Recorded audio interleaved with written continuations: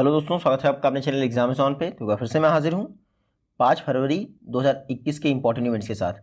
आप पूरा वीडियो ध्यान से देखिए क्योंकि लास्ट में आपको 2 क्वेश्चंस के जवाब देने हैं। आज का पहला क्वेश्चन है, माया एक रोबोट है। इसको इस तरह से प्रोग्राम किया गया है कि बैंक्स में अपनी सर्विसेज दे सके, साथ ही साथ कई सारी रीजनल लैंग्वेज भी ये बोल सकता है। आपको बताना है माया रोबोट को किस स्टेट के स्टूडेंट्स ने बनाया है। तो माया रोबोट को कर्नाटका के स्टूडेंट्स ने बनाया है। ये देख लीजिए, ये है आपका माया रोबोट। इसको कर्नाटका में जो हुबली है वहाँ पर एक इंजीनियरिंग कॉलेज है, वहीं के स्टूडेंट ने माया रोबोट बनाया गया है और इसको इस तरह से प्रोग्राम किया गया है माया रोबोट को कि ये बैंक्स में अपनी सर्विसेज दे सकता है, साथ ही साथ कई सारी रीजनल बैंक जो रीजनल लैंग्वेज हैं वो बोल सकता है। KLE टेक्नोलॉजिकल यूनिवर्सिटी इसके स्टूडेंट्स ने बनाया है। 5 लाख की लागत आई है और पिछले 8 महीनों में ये रोबोट बनाया गया है। तो माया रोबोट याद रखिएगा, कर्नाटका के स्टूडेंट ने बनाया है जो कि आर्टिफिशियल इंटेलिजेंस टेक्नोलॉजी पे काम करता है। कर्नाटका मैप में देख सकते हैं। क्यों चर्चा में है? क्योंकि जो कर्नाटका का हुबली रेलवे प्लेटफॉर्म है ये वर्ल्ड का लॉन्गेस्ट रेलवे प्लेटफॉर्म बन गया है, जिसकी लेंथ कितनी है ये आप पढ़ सकते हैं 1505 मीटर्स। साथ ही साथ कर्नाटका के CM जो हैं उन्होंने फार्मर्स की हेल्प करने के लिए फ्रूट्स प्लेटफॉर्म लॉन्च किया है, ये भी मैंने आपको पढ़ाया है। BS येदियुरप्पा कर्नाटका के CM हैं और बज्जू भाई वाला कौन है? गवर्नर हैं। नेक्स्ट क्वेश्चन है, NGO अलर्ट द्वारा 2020 में चौथे अलर्ट बीइंग अवार्ड की घोषणा की गई। आपको बताना है जो चौथे अलर्ट बीइंग अवार्ड घोषित हुए हैं उसमें कितने लोगों को सम्मानित किया गया है। तो इस बार 14 लोगों को अलर्ट बीइंग अवार्ड से सम्मानित किया गया है। ये देख लीजिए, एक NGO है, नाम है उसका अलर्ट। उसके द्वारा ह्यूमैनिटी की फील्ड में जो लोग भी बेहतरीन काम करते हैं उनको 2017 से अलर्ट बीइंग अवार्ड से सम्मानित किया जा रहा है। तो 2020 में 14 लोगों को, कितने लोगों को? 14 लोगों को अलर्ट बीइंग अवार्ड से सम्मानित किया गया है NGO अलर्ट द्वारा। इन 14 लोगों में AR रहमान शामिल हैं जिनको आप जानते ही हैं। दूसरे हैं हरि कृष्णन कौन थे? ये देखिए, ग्रेटर चेन्नई रीजन में जो कोविड-19 रिलीफ वर्क चल रहा था उसके वॉलंटियर हेड थे हरि कृष्णन। तो जो 14 लोग सिलेक्ट किए गए हैं अलर्ट बीइंग अवार्ड के लिए उसमें AR रहमान और हरि कृष्णन भी शामिल हैं। तो ये तो हो गई आपके अलर्ट बीइंग अवार्ड की घोषणा। उसके अलावा एक और अवार्ड दिया गया है, अलर्ट बीइंग आइकन अवार्ड। ये दिया गया है बायोकॉन फाउंडेशन को, जिसकी फाउंडर एंड CEO कौन है? किरण मजूमदार-शॉ। तो बायोकॉन फाउंडेशन को अलर्ट बीइंग आइकन अवार्ड दिया गया है, आप याद रखिएगा। नेक्स्ट क्वेश्चन है, recently 2019 Kerala state film award जो है ऑर्गेनाइज किया गया है। ये केरला स्टेट फिल्म अवार्ड्स का कौन सा एडिशन था? तो ये केरला स्टेट फिल्म अवार्ड का 50वां एडिशन था, यानी golden jubilee Kerala state film awards ने अपनी कंप्लीट कर ली है, इसीलिए ये इंपॉर्टेंट है। CM जो पिनरई विजयन है, केरल के चीफ मिनिस्टर हैं, वो जो है 50वें Kerala state film award show के दौरान प्रेजेंट थे। साथ ही साथ उन्होंने JC डेनियल अवार्ड्स की भी घोषणा की। JC डेनियल अवार्ड आप याद रखिएगा हरिहरन को दिया गया है। ये मलयालम फिल्म मेकर हैं हरिहरन, इनको JC डेनियल फिल्म अवार्ड दिया गया है 2019 के लिए। तो नाम याद रखिएगा, ये हैं हरिहरन, इनको 2019 का JC डेनियल फिल्म अवार्ड दिया गया है। तो लगभग 50 वर्षों तक इन्होंने मलयालम सिनेमा में अपना योगदान दिया है हरिहरन। इनको JC डेनियल अवार्ड से सम्मानित किया है केरल के चीफ मिनिस्टर पिनरई विजयन ने। केरल की बात करें तो रिसेंटली एक न्यूज़ थी, 2nd international conference on gender equality, इसको केरल में ऑर्गेनाइज किया जा रहा है। किसके द्वारा? यूनाइटेड नेशन वुमेन द्वारा। साथ ही साथ सेंट्रल गवर्नमेंट ने कहा है कि मथिकेतन 16 नेशनल पार्क जो कि केरल में है उसके चारों तरफ 1 किलोमीटर की जो एरिया है उसको इको सेंसिटिव जोन घोषित कर देंगे। तो मथिकेतन 16 नेशनल पार्क याद रखिएगा केरल में है। CM कौन है? पिनरई विजयन। गवर्नर कौन है? आरिफ मोहम्मद खान। नेक्स्ट क्वेश्चन देखते हैं, ऑक्सफोर्ड डिक्शनरी द्वारा 2020 के लिए कौन से वर्ड को Hindi word of the year घोषित किया गया है? तो रिसेंटली ऑक्सफोर्ड डिक्शनरी ने आत्मनिर्भरता को 2020 के लिए Hindi word of the year घोषित किया है। ये देख लीजिए, ऑक्सफोर्ड लैंग्वेजेस जो कि डिक्शनरी पब्लिश करता है वर्ड में, आपको पता ही है, उसने 2020 के लिए Hindi word of the year घोषित किया है आत्मनिर्भरता, यानी सेल्फ रिलायंस। आप देख लीजिए, सेल्फ रिलायंस यानी आत्मनिर्भरता। 2020 के लिए ऑक्सफोर्ड ने कोई भी इंग्लिश वर्ड नहीं चूज़ किया है, तो हिंदी वर्ड आत्मनिर्भरता ऑक्सफोर्ड डिक्शनरी द्वारा Hindi word of the year घोषित किया गया है। ऑक्सफोर्ड आपको पता है UK की डिक्शनरी है, 1884 से पब्लिश हो रही है। जेम्स मुरे इसके जो है एडिटर हैं। नेक्स्ट क्वेश्चन है, international day of human fraternity यानी मानव सभ्यता का अंतर्राष्ट्रीय दिवस, ये किस दिन ऑब्जर्व किया जाता है? तो हर वर्ष 4 फरवरी को आपका international day of human fraternity observe किया जाता है।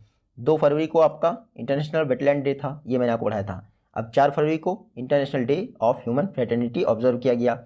ये देख लीजिए, जो डिफरेंट कल्चर्स हैं, रिलीजन्स हैं, इनके विषय में लोगों को अवेयर करने के लिए इसी वर्ष यानी पहली बार 2021 में ऑब्जर्व किया गया है international day of human fraternity.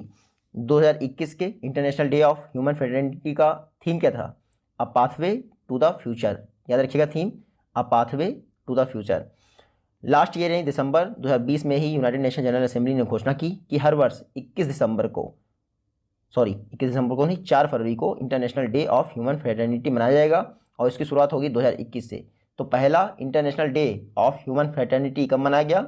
4 फरवरी को। इंपॉर्टेंट हो जाता है, आप याद रखिएगा, थीम याद रखिएगा, a pathway to the future. 4 फरवरी को सिर्फ यही डे एक नहीं था, दूसरा था वर्ल्ड कैंसर डे, जो और भी ज़्यादा इंपॉर्टेंट है। वर्ल्ड कैंसर डे 4 फरवरी को मनाया जाता है union for international cancer control द्वारा। मैं आपको बता दूं, जो वर्ल्ड कैंसर डे है इसकी थीम 2019 से लेकर 2021 के लिए एक ही डिसाइड की गई है, I am and I will. तो ये थीम पिछले 3 वर्षों से चेंज नहीं हुई है। हालांकि इंपॉर्टेंट ये है कि union for international cancer control का हेडक्वार्टर कहाँ है? जिनेवा, स्विट्जरलैंड में। इसकी स्थापना हुई थी 1933 में। कैंसर के विषय में जागरूकता फैलाता है, याद रखिएगा।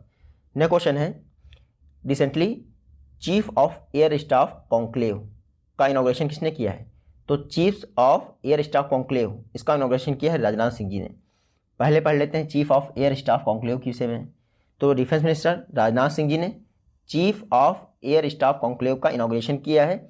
इसमें 75 डिफरेंट कंट्रीज़ के एयर स्टाफ के जो चीफ थे उन्होंने पार्टिसिपेट किया और अपने विचारों का आदान प्रदान किया। ये जो chief of air staff conclave है ये कहाँ ऑर्गेनाइज हुई है? तो बेंगलुरु में ऑर्गेनाइज हुई है। क्यों? क्योंकि एरो इंडिया चल रहा है। अब आते हैं मेन टॉपिक पे। रिसेंटली राजनाथ सिंह जो हमारे डिफेंस मिनिस्टर हैं, उन्होंने एरो इंडिया शो के जो 13th एडिशन है, 13वां एडिशन, इसको इनॉग्रेट किया है। पहली बार एरो इंडिया को हाइब्रिड मोड में ऑर्गेनाइज किया जा रहा है, यानी physical and virtual. Covid pandemic चल रहा है, आपको पता ही है। ये जो एरो इंडिया शो है 2021 का, ये एशिया का largest defence and aerospace air show है। आप देखिएगा, इसको कर्नाटका के यलाहंका एयरफोर्स स्टेशन पर ऑर्गेनाइज किया जा रहा है। तो जो ये chief of air staff conclave है इसको वर्चुअली ऑर्गेनाइज किया गया है। आप देखिएगा 75 कंट्रीज़ के एयर स्टाफ के जो चीफ हैं उन्होंने पार्टिसिपेट किया है। और कहाँ पे ऑर्गेनाइज हुआ है? ये कर्नाटक में। उसके अलावा जो एरो इंडिया शो 2021 का है, इसका थीम याद रखिएगा, कंसीव, इंडिजिनाइज, कोलैबोरेट, ये इसका थीम है। फर्स्ट टाइम जो एरो इंडिया शो था वो कब ऑर्गेनाइज हुआ था? 1996 में ऑर्गेनाइज हुआ था। उसके बाद हर बार 2 वर्ष पे यानी बाई एनियल इवेंट है, ऑर्गेनाइज किया जा रहा है मिनिस्ट्री ऑफ डिफेंस द्वारा। इस बार एरो इंडिया शो में ऐसा अनुमान लगाया जा रहा है कि 200 MOUs साइन होंगे, 200 मेमोरेंडम ऑफ अंडरस्टैंडिंग। स्लोगन क्या है इस बार एरो इंडिया का? The runway to a billion opportunities. याद रखिएगा aero India show. Next question है, कृतज्ञ जो कि एक नेशनल लेवल हैकाथॉन है, किसके द्वारा ऑर्गेनाइज किया गया था? तो कृतज्ञ हैकाथॉन को ICAR, Indian council of agricultural research, इसने ऑर्गेनाइज किया था। देखिए, जो हमारे एग्रीकल्चर मिनिस्टर हैं नरेंद्र सिंह तोमर, रिसेंटली लोकसभा में अभिभाषण दे रहे थे, तो उन्होंने बताया कि कुछ समय पहले ही ICAR, Indian council of agriculture research, इसके द्वारा कृतज्ञ एक नेशनल लेवल हैकाथॉन को ऑर्गेनाइज किया गया था। कब? अगस्त 2020 में ऑर्गेनाइज किया गया था, ताकि एग्रीकल्चर और एलाइड सेक्टर जो देश का है उसमें इनोवेशन को प्रमोट किया सके। एग्रीकल्चर और उससे संबद्ध क्षेत्र, उसमें इनोवेशन को प्रमोट किया सके। ये जो एग्री हैकाथॉन है ये स्टूडेंट के साथ साथ स्टूडेंट्स की जो फैकल्टी मेंबर हैं उनको भी ये मौका देता है कि एग्रीकल्चर से रिलेटेड जितने भी सेक्टर हैं उसमें इनोवेशन और टेक्नोलॉजीज़ को शो कॉज कर सकें, यानी प्रेजेंट कर सकें। तो आप देखिएगा, कृतज्ञ एक नेशनल लेवल एग्री हैकाथॉन है जिसको ICAR ने ऑर्गेनाइज किया था। ICAR की बात करें तो 1929 में इसकी स्थापना हुई थी, हेडक्वार्टर न्यू दिल्ली में है, और त्रिलोचन मोहपात्रा इसके डायरेक्टर हैं, जबकि प्रेसिडेंट हमेशा एग्रीकल्चर मिनिस्टर होते हैं। नेक्स्ट क्वेश्चन है, एंडी जैसी ये किस टेक्निकल जायंट कंपनी के नए CEO बने हैं? तो एंडी जैसी किसके CEO थे? अमेजॉन वेब सर्विसेज के CEO थे। अब ये अमेजॉन कंपनी के CEO हो गए हैं। ये देख लीजिए, ये हैं एंडी जैसी, ये अब अमेजॉन के CEO हो गए हैं, क्योंकि जो अमेजॉन के CEO थे जेफ बेजोस, अब वो एग्जीक्यूटिव चेयरमैन हो जाएंगे अमेज़ॉन के, यानी अब वो CEO नहीं बने रहेंगे। तो जेफ बेजोस जो अमेज़ॉन के फाउंडर एंड CEO थे, उन्होंने CEO पद को त्याग दिया है। अब उनको रिप्लेस करेंगे एंडी जैसी, जो कि अभी तक अमेज़ॉन वेब सर्विसेज के CEO थे। तो आप देखिएगा, अब बेजोस को रिप्लेस किसने किया है? एंडी जैसी ने। इतना जरूर याद रखिएगा। अमेज़ॉन 1994 में इसकी स्थापना की थी जेफ बेजोस ने, फाउंडर एंड CEO जो अभी तक थे। हेडक्वार्टर इसका वाशिंगटन DC में है और अमेज़ॉन को सब जानते हैं। नेक्स्ट क्वेश्चन है, बॉक्सिंग फेडरेशन ऑफ इंडिया के प्रेसिडेंट दोबारा कौन चुने गए हैं? तो बॉक्सिंग फेडरेशन ऑफ इंडिया के प्रेसिडेंट दोबारा बन गए हैं Ajay Singh. Ajay Singh boxing federation of India के अध्यक्ष बन गए हैं। ये देख लीजिए, ये हैं अजय सिंह, ये पुनः बॉक्सिंग फेडरेशन ऑफ इंडिया के प्रेसिडेंट बन गए हैं। रिसेंटली चुनाव हुए थे इस पोस्ट के लिए, इसमें इन्होंने हराया किसको है? तो महाराष्ट्र के जो स्पोर्ट मिनिस्टर थे आशीष शेलार, इनको हरा दिया है अजय सिंह ने, और अब ये फिर से बॉक्सिंग फेडरेशन ऑफ इंडिया के प्रेसिडेंट बन गए हैं। 2016 से बॉक्सिंग फेडरेशन ऑफ इंडिया के प्रेसिडेंट हैं, अब वापस बन गए हैं। उसके अलावा सेक्रेटरी जनरल कौन बना है? बॉक्सिंग फेडरेशन ऑफ इंडिया का सेक्रेटरी जनरल कौन बना है? तो असम के Hemant Kumar Kalita boxing federation of India में सेक्रेटरी जनरल बने हैं। बॉक्सिंग फेडरेशन ऑफ इंडिया की बात करें तो 1949 में इसकी स्थापना हुई थी। हेडक्वार्टर है न्यू दिल्ली में, और अब प्रेसिडेंट कौन बन गए हैं? अजय सिंह। नेक्स्ट क्वेश्चन है, वर्तमान में यूनियन कॉर्पोरेट अफेयर्स मिनिस्टर कौन है? तो वर्तमान में यूनियन कॉर्पोरेट अफेयर्स मिनिस्टर हैं निर्मला सीतारमण, जो कि हमारी फिनांस मिनिस्टर भी हैं। न्यूज़ इसलिए चर्चा में है क्योंकि मिनिस्ट्री ऑफ कॉर्पोरेट अफेयर्स ने 1% कंपनी रूल में कुछ अमेंडमेंट किए हैं। ये रूल जो है अप्रैल 2021 से लागू हो जाएंगे। इन रूल के लागू होने से जो स्टार्टअप्स हैं और इनोवेटर्स हैं उनको फ़ायदा मिलेगा। क्यों?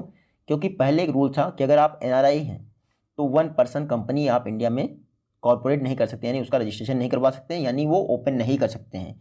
लेकिन जो मिनिस्ट्री ऑफ कॉर्पोरेट अफेयर्स ने नई गाइडलाइंस जारी करने का अनाउंसमेंट किया है, जो कि इफेक्ट में आ जाएंगी अप्रैल 2021 से, उसके तहत अब NRI भी 1% कंपनी इंडिया में ओपन कर सकते हैं। उसके अलावा मिनिस्ट्री ऑफ कॉर्पोरेट जो है ये भी प्लानिंग कर रही है कि पहले जो 182 डेज कम से कम इंडिया में रहेंगे तभी आपको रेजिडेंट माना जाएगा, अब उसको घटाकर ये 120 डेज कर देगी। यानी अगर आप 120 दिन भी रहते हैं तब भी आपको NRI न मान के इंडिया का ही रेजिडेंट माना जाएगा। तो 1% कंपनी अब NRI भी ओपन कर सकते हैं इंडिया में, और ये रूल अप्रैल 2021 से लागू हो जाएंगे। फेमस पर्सनालिटीज़ रिसेंटली जिनका निधन हो गया, पहले हैं हॉलब्रूक, HAL हॉलब्रूक। दूसरी हैं सिसिली टायसन, ये देख लीजिए, ये हैं हॉलब्रूक, इनका पूरा नाम है हैरोल्ड रोव हॉलब्रूक जूनियर। ये अमेरिकन एक्टर हैं, एक्टर थे, रिसेंटली इनका निधन हो गया। उसके अलावा ये हैं सिसिली टायसन, ये फैशन मॉडल थी अमेरिका की, रिसेंटली इनका भी निधन हो गया। तो सिसिली टायसन और हॉलब्रूक जूनियर दोनों अमेरिका से बिलोंग करते थे, दोनों एक्टर थे, इतना याद रखिएगा, एक्टर्स एंड फैशन डिज़ाइनर, दोनों का निधन हो गया।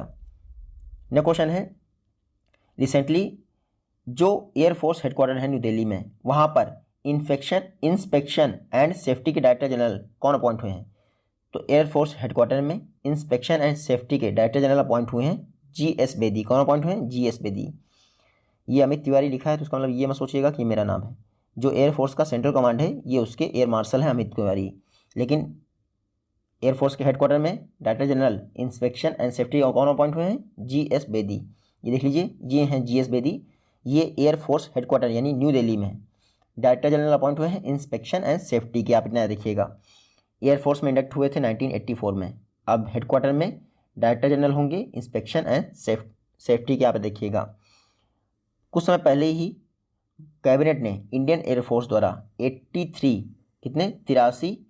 तेजस जो फाइटर जेट हैं उनको खरीदने के लिए 48,000 करोड़ का अप्रूवल दिया था। तो एयरफोर्स जो है 83 फाइटर जेट खरीद रही है जिसका नाम है तेजस, उसके लिए कितना फंड अप्रूव किया गया है? 48,000 करोड़, इतना याद रखिएगा। इंडियन एयरफोर्स की बात करें 1932 8 अक्टूबर को इसकी स्थापना हुई थी। इसी दिन आपका इंडियन एयरफोर्स डे मनाया जाता है। न्यू दिल्ली में इसका हेडक्वार्टर है जहाँ पे GS बेदी जी अपॉइंट हुए हैं। मोटो क्या है? नभा स्पृशम दीप्तम। तीनों सेनाओं के कमांडर इन चीफ कौन है इंडिया में? प्रेसिडेंट रामनाथ कोविंद। और वर्तमान में जो 26th chief of air staff हैं वो कौन है? RKS भदौरिया, नाम याद रखिएगा। नेक्स्ट क्वेश्चन है, recently ICC men's player of the month award में किस इंडियन क्रिकेटर को भी नॉमिनेट किया गया है? तो ICC ने men's player of the month award घोषित किए हैं, जिसमें इंडिया से ऋषभ पंत को चुना गया है। किसको? ऋषभ पंत को। ये देख लीजिए, इस समय ऋषभ पंत जो हैं JSW स्टील के ब्रांड एम्बेसडर हैं। हालांकि सौरव गांगुली भी हैं और कई सारे और भी हैं। रिसेंटली ICC द्वारा player of the month award के लिए 3 लोगों को चुना गया है। इंग्लैंड के जो कैप्टन हैं जो रूट, साथ ही साथ आयरलैंड के पॉल स्टिरलिंग, और अब तीसरे व्यक्ति हैं ऋषभ पंत, जिनको ICC द्वारा player of the month award के लिए चुना गया है। मैं आपको बता दूं, फीमेल एक्ट्रेस नहीं, बोथ मेल एंड फीमेल जो क्रिकेटर्स हैं उनको चुना गया है उनकी परफॉर्मेंस के तौर पे। तो ऋषभ पंत को इंडिया से चुना गया है player of the month award के लिए, क्योंकि ICC ने चुना है, इंटरनेशनल क्रिकेट काउंसिल ने। तो 1909 में इसकी स्थापना हुई थी ICC की। हेडक्वार्टर कहाँ है इसका? दुबई में इसका हेडक्वार्टर है। ICC के चेयरपर्सन रिसेंटली कौन अपॉइंट हुए हैं? ग्रेग बार्कले, जो कि न्यूजीलैंड से बिलोंग करते हैं। CEO कौन है ICC के? मनु सावनी। नेक्स्ट क्वेश्चन है, इंडिया का फर्स्ट एम्प्यूटी क्लिनिक किस इंडियन सिटी में रिसेंटली सेटअप किया गया है? तो इंडिया का फर्स्ट एम्प्यूटी क्लिनिक वहीं सेटअप किया गया है जहाँ पे नॉर्थ इंडिया का फर्स्ट डॉग पार्क सेटअप किया गया है। तो इंडिया का फर्स्ट एम्प्यूटी क्लिनिक चंडीगढ़ में सेटअप किया गया है। कहाँ पे? चंडीगढ़ में। ये देख लीजिए, चंडीगढ़ का जो PGI है, post graduate institute of medical education and research, उसी के प्रीमिसेस में इंडिया का फर्स्ट एम्प्यूटी क्लिनिक जो है सेटअप किया गया है। एम्प्यूटी क्लिनिक जो लिम्ब होता है उसके ट्रांसप्लांट में हेल्प करता है। तो इंडिया का फर्स्ट एम्प्यूटी क्लिनिक कहाँ पे सेटअप किया गया है? चंडीगढ़ में सेटअप किया गया है। ये सिर्फ लिम्ब ट्रांसप्लांट का काम नहीं करेगा, बल्कि सोशल, मेंटल और फिजिकल सपोर्ट भी पेशेंट्स को प्रोवाइड करेगा। तो लिम्ब जाना, किसी का मतलब पैर चले जाने, घुटने चले जाने, वो सब बड़ा नुकसानदेह होता है। तो इंडिया का फर्स्ट एम्प्यूटी क्लिनिक कहाँ सेटअप किया गया है? चंडीगढ़ में। और नॉर्थ इंडिया का फर्स्ट डॉग पार्क कहाँ सेटअप किया गया है? चंडीगढ़ में। इंडिया का फर्स्ट डॉग पार्क कहाँ सेटअप किया गया था? हैदराबाद में। बताया था मैंने आपको।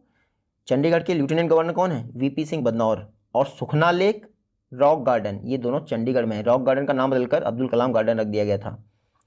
नेक्स्ट क्वेश्चन है, रिसेंटली PHDCCI यानी कि PhD chamber of commerce and industry, इनके द्वारा international economic resilience report release की गई है। आपको पता है इसमें इंडिया की रैंक क्या है?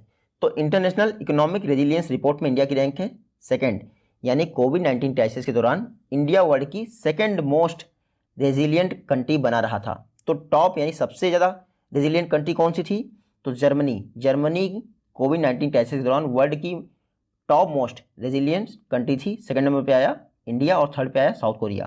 Recently PHDCCI, PhD chamber of commerce and industry ने इंटरनेशनल इकोनॉमिक रेजिलियंस रिपोर्ट जो रिलीज़ की है, उसमें इंडिया की रैंक आई है सेकंड। कोविड-19 क्राइसिस के दौरान कौन सी कंट्री इफेक्टिवली खड़ी रही है, उसके विषय में ये रिपोर्ट जारी की है।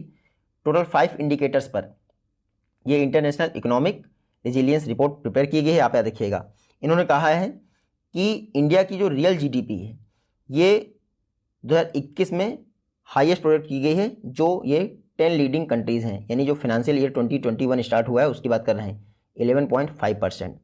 तो सेकंड नंबर पे आया है इंडिया इनकी रिपोर्ट में। PHDCCI यानी कि PhD chamber of commerce and industry की बात करें तो 1905 में स्थापना हुई थी। हेडक्वार्टर इसका दिल्ली में है। ऑपरेशन कौन है? श्री संजय अग्रवाल, इतना याद रखिएगा।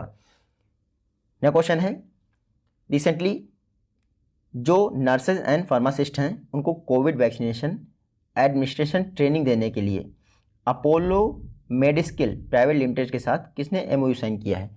तो NBCFDC ने अपोलो मेडिस्किल प्राइवेट लिमिटेड के साथ एक MOU साइन किया है ताकि नर्सेस और फार्मासिस्ट को कोविड वैक्सीनेशन एडमिनिस्ट्रेशन की ट्रेनिंग दी जा सके।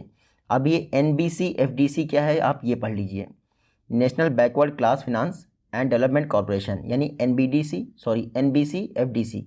इन्होंने अपोलो मेडिस्किल प्राइवेट लिमिटेड के साथ मेमोरेंडम ऑफ अंडरस्टैंडिंग साइन किया है ताकि नर्सेज एंड फार्मासिस्ट को Covid vaccination administration training provide की जा सके। एक तरह से पर्पज़ है इनकी अप स्किलिंग का, यानी जो हेल्थ केयर वर्कर्स हैं इंडिया की, उनको अप स्किलिंग प्रोवाइड किया सके, उनके स्किल्स को बेहतर किया सके कोविड वैक्सीनेशन एडमिनिस्ट्रेशन ट्रेनिंग के दौरान। तो recently NBCFDC national backward classes finance and development corporation, इसने अपोलो मेडिस्किल प्राइवेट लिमिटेड के साथ MOU साइन किया है। आप इतना याद रखिएगा।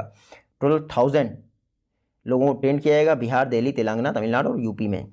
NBCGDC की बात करें तो 1992 में स्थापना हुई थी। नॉन प्रॉफिट कंपनी है, ministry of social justice empowerment के तहत। आप इतना याद रखिएगा। चेयरपर्सन कौन है? Shri Sanjay Pandey. NBCFDC full form याद रखिएगा और संजय पांडे का नाम जरूर याद रखिएगा। नेक्स्ट क्वेश्चन है, रिसेंटली CBI के अंतरिम चीफ यानी एंटरिम चीफ कौन अपॉइंट हुए हैं? तो रिसेंटली सीबीआई के एंटरिम चीफ बन गए हैं प्रवीण सिन्हा। कौन बने हैं? प्रवीण सिन्हा। रिसेंटली प्रवीण सिन्हा को सीबीआई का एंटरिम चीफ बना दिया गया है, क्योंकि जो आर के शुक्ला हैं उनका टेन्योर जो है समाप्त हो गया है। 2 वर्ष का टेन्योर था आर के शुक्ला का, वो समाप्त हो गया है। देखते देखते सीबीआई के चीफ का टेन्योर भी समाप्त हो गया। टाइम बड़ी जल्दी निकलता है। आईपीएस ऑफिसर प्रवीण सिन्हा को सीबीआई का एंटरिम चीफ बना दिया गया है, जो कि 1988 बैच के गुजरात कैडर के आईपीएस ऑफिसर हैं। इस समय प्रवीण सिन्हा ने किसको रिप्लेस किया है? तो आर के शुक्ला का नाम याद रखिएगा, वो अभी तक सीबीआई के चीफ थे। सीबीआई की बात करें, सेंट्रल ब्यूरो ऑफ इन्वेस्टिगेशन, 1942 में इसकी स्थापना हुई थी। बाद में दिल्ली पुलिस एक्ट पास किया गया था 1966 के आसपास, तब सीबीआई को ministry of personal and training के तहत लाया गया था। यानी कि पीएमओ के तहत कार्य करती है आपकी सीबीआई। कई लोग होम मिनिस्ट्री समझते होंगे। सीबीआई का मोटो देख लीजिए, इंडस्ट्री, इम्पार्शियलिटी, इंटीग्रिटी, और ये सारा झूठ है, इसके पीछे मत जाइएगा। ये आज के वीडियो से क्वेश्चन है। आई होप कि आप इन दोनों का जवाब दे पाएंगे। जल्दी मिलते हैं आपसे नेक्स्ट वीडियो में, तब तक के लिए take care, goodbye and जय हिंद।